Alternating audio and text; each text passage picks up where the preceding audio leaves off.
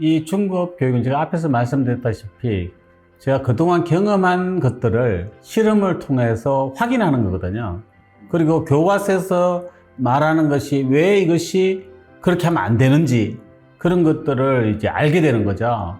학교에서 배운 설계 방법을 가지고 설계를 했을 경우에 어떤 문제가 있는지도 실습을 통해서 알 수가 있습니다.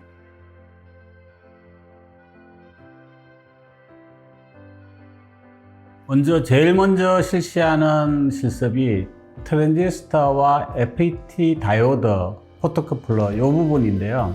사실 트랜지스터가 그냥 스위칭하는 거는 다 알고 있습니다. 그렇지만 이 스위칭 속도를 개선을 하는 문제는 잘 몰라요. 어떻게 해서 스위칭 속도가 개선되는지. 같은 부품이라도 우리가 어떻게 설계하에 따라서 속도가 달라지는 거죠. 그 속도를 어떻게 하면은 개선할 수 있는지. 그 다음에 이제 뭔가 하면은 어떤 경우에 이 스위칭 회로를 설계했을 때 부품이 파손이 일어나는지, 그 다음에 그런 파손이 일어나는 영향을 주는 전압, 그런 것도 직접 측정을 해보면서 이렇게 되면은 이것이 이렇게 노출되면은 파손이 되겠구나라는 것을 눈으로 확인할 수 있는 거죠. 그 다음 또 뭔가 하면은 포토커플러를 사용할 때 우리가 일반적으로 사용하는 포토커플러는 우리는 보통 그냥 동작 상태만 생각을 합니다. 동작 상태만 생각을 하는데 실제로 오프 됐을 때 제가 이제 가장 중요하게 생각하는 건 뭔가 하면 트랜지스터든 포토커플러든 다이오드든 오프 됐을 때를 파손이 일어나는 경우가 많거든요. 그 오프 됐을 때 어떻게 해서 파손이 되는지를 그런 것을 좀 알려드리고자 합니다. 트랜지스터에서는요. 그 다음 또 한 가지는 수강하시는 분들이 의아해할 부분이 있는데 우리가 타이머를 쓰면 NEO 타이머를 써요.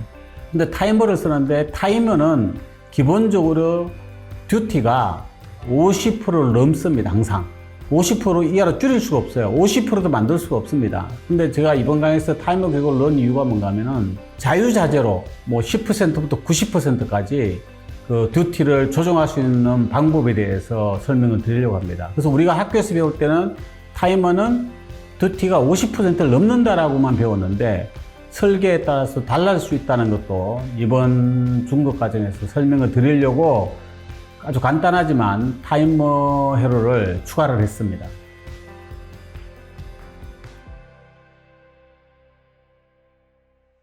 제가 하는 교육은 특수 장비를 쓰는 것은 아닙니다. 왜냐하면 개발실에서 흔히 사용하는 장비, 오실로스코프, 그 다음에 신호 발생기, 파워 스플라이, 브레드보드, 디지털 멀티미터 정도로 써가지고 실제로 어떤 문제가 발생되는지를 충분히 그 장비만으로도 우리가 확인할 수 있기 때문에 그 기본적인 장비를 가지고 실습을 진행을 합니다. 대부분 전자공학을 전공했으면 학교에서 이 기본 장비는 다 다뤄봤을 거라고 생각을 합니다.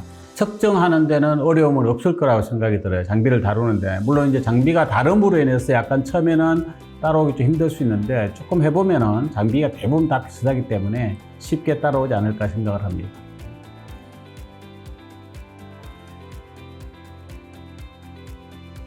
그 차이점은 이제 제가 실습을 하려고 하는 이유가 뭔가 하면은 우리가 학교에서 배웠던 대로 동작되는 것은 당연히 맞습니다. 그렇지만 제가 말씀드리고자 하는 것은 뭔가 하면 우리가 생각지 못하는 전압이나 전류가 흐를 때 파손이 일어나거든요. 그 전류는 측정하기 조금 어렵지만 전압은 측정이 가능하거든요. 우리가 가지고 있는 기본 장비로 그런 것들을 확인을 할 수 있기 때문에 아마 실습을 해보면 확실하게 이해가 될 거라고 생각이 듭니다.